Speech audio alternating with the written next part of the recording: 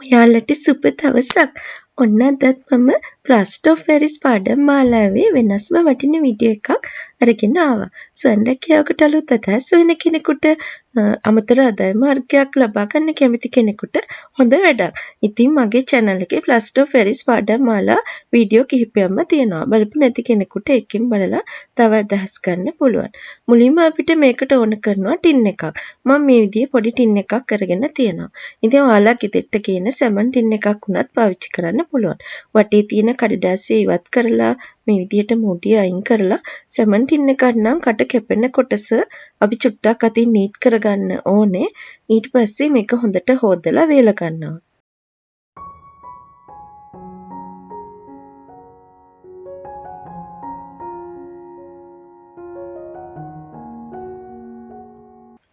මම දැන් මේ ප්ලාස්ටර් ඔෆ් පැරිස් මිශ්‍රණය හදාගන්න යන්නේ.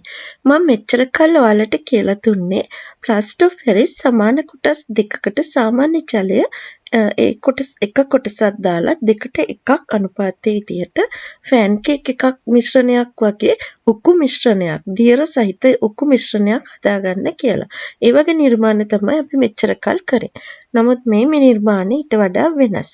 අපි කරන්නේ ප්ලාස්ටර් ඔෆ් පැරිස් වලින් ටිකක් ඝනකම් මිශ්‍රණයක් හදාගන්නවා. ක්ලේ වගේ ඝනකම් මිශ්‍රණයක්. ඉතින් මේකට ඔයාලගේ ටින් එකට අවශ්‍ය ප්‍රමාණයට ප්ලාස්ටර් ඔෆ් පැරිස් මේ විදිහට දාගන්න. ඉතින් මගේ ටින් එකට අවශ්‍ය ප්‍රමාණයට මම දාගත්තා. දැන් මම සාමාන්‍ය ජලය ටික එකතු කර ඉක්මනින් මේක මිශ්‍ර කරගන්නවා ඝනකම් මිශ්‍රණයක් වෙනකම්. මේක දියාරු කරගන්න එපා. ඉතින් මේක ඝනකම් මිශ්‍රණයක් කරන නිසා ඉක්මනින් වේලෙන්න බලනවා. එහෙනම් අපි ඉක්මනට මේක මිශ්‍ර කරගන්න ඕන වගේම මේ නිර්මාණ ඉක්මනින්ම ඉවර කරගන්න ඕනේ. ඉතින් ඉක්මනට අත ඉක්මන් කරලා මේක කලවම් කරගන්න වතුර චුට්ට කලවම් කර තමයි මේ ඝනකම් මිශ්‍රණය හදාගන්නේ. වතුර වැඩි වුණොත් අපිට නිර්මාණය හරියට එන්නේ නැහැ.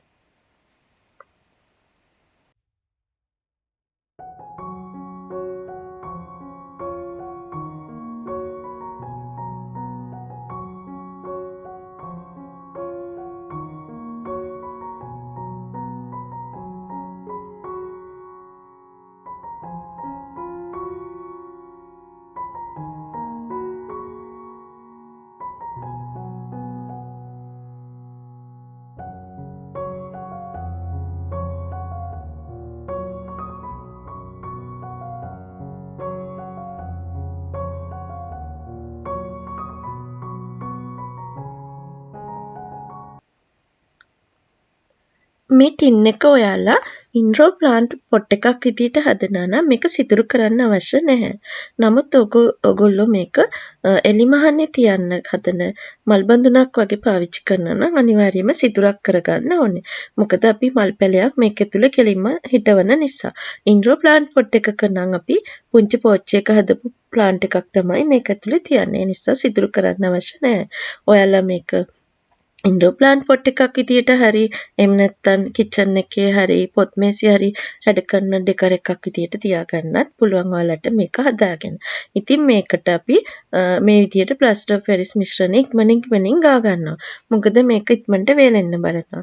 ඊට පස්සේ වතුර චුට්ටක් අරගෙන මේක හොඳට ඇඟිල්ලෙන් නීට් කරගන්නවා.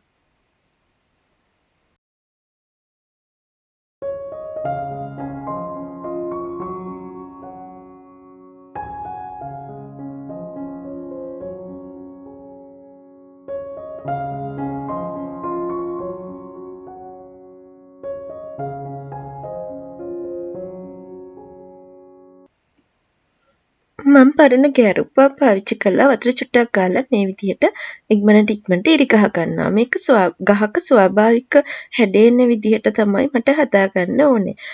මේක ලස්සන වටිනා පෙනුමක් එන විදිහට අපි මේ නිර්මාණය ඉවර කරගන්න ඕනේ. ඉතින් අර දි รา පත් වෙච්ච ගහක කඳක කොටසක් විදිහට තමයි අපි මේ ප්ලාන්ට් පොට් එක හදාගන්නේ. ඒ නිසා මේ විදිහට ඉරි ගහ ගන්නවා ඉක්මනට. ඊට පස්සේ අපි මේක හොඳට වේල ගන්න ඕනේ.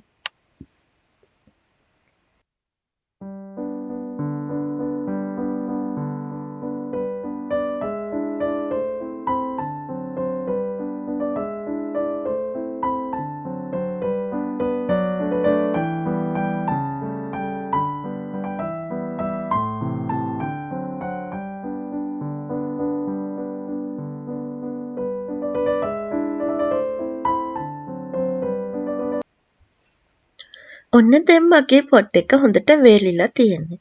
දැන් මම මේක පාට කරගන්න යන්නේ. මේ සඳහා මම පාවිච්චි කරන්නේ ක්ලෙරික් වර්ණ.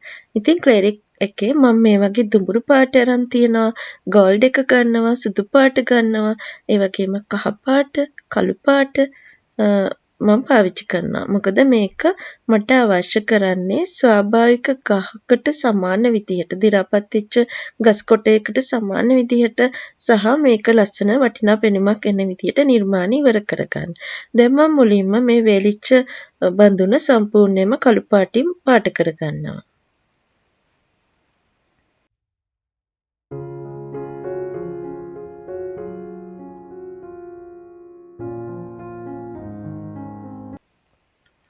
ඉතින් මම ඊගාවට පුංචි ක්ලේ ටිකක් අරන් තියෙනවා.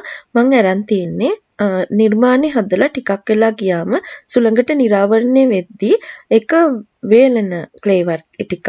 ඉතින් ඔයාලට ඒකට සුදුසු ක්ලේ ටිකක් අරගන්න. ඊට පස්සේ මේ විදිහට පටියක් වගේ හදලා මම මේක ගහක බෙනයක් වගේ ස්වාභාවික ගහක හැඩේ එන විදිහට මේ නිර්මාණය මම ලස්සන කරගන්න මේ විදිහට පාවිච්චි කරනවා.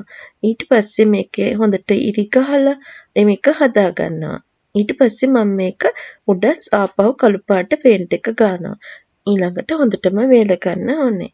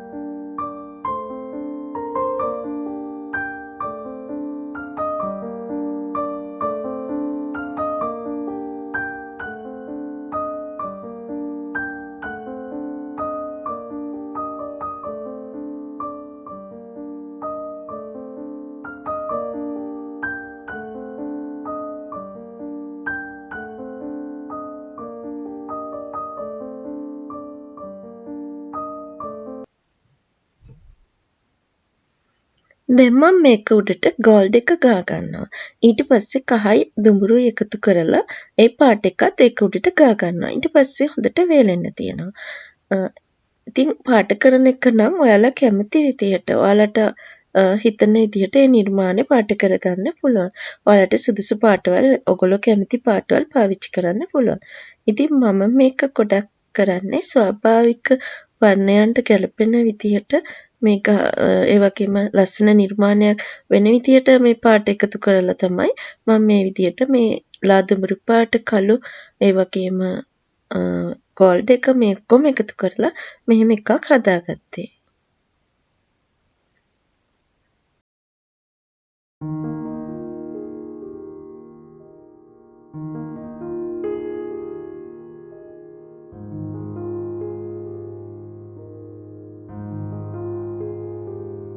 දුඹුරු පාට එකට සුදු චුට්ටකුත් එකතු කරලා තියෙනවා. ඉතින් ඊළඟට මම ගෝල්ඩ් එකයි කොළ පාට සහ කහ පාට චුට්ටක් එකතු කරලා ඒකට මේ වගේ ග්ලිටර් ඩස්ට් එක රිදී පාට ග්ලිටර් ඩස්ට් එකක් දාගන්නවා. ඊට පස්සේ මේක හොඳට මිශ්‍ර කරගන්නවා. දැන් මේකෙන් එනවා අමුතු ලස්සන දිලිසෙන කොළ පාටක්. ඒක මම මේකේ සම්පූර්ණයෙන්ම ගාන්නේ නැහැ. අවශ්‍ය තැන්වල විතරයි ගාන්නේ.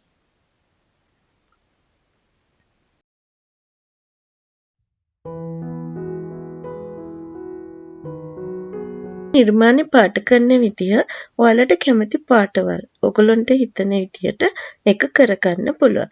ඉතින් මේ වගේ නිර්මාණයක් කරලා ඔයාලත් පුංචි බිස්නස් එකක් හදාගන්න. එහෙම නැත්නම් ගෙදර ලස්සන කරගන්න. ඉතින් මේ වගේ ලස්සන වටින පෙනුමක් අන්තිමට මේකේ එනවා. විසිකරන ටින් එකකින් මේ වගේ නිර්මාණයක් කරාම එක ගොඩක් ලස්සනට පෙනෙනකොට අපිට හිතටත් ගොඩක් සතුටුයි.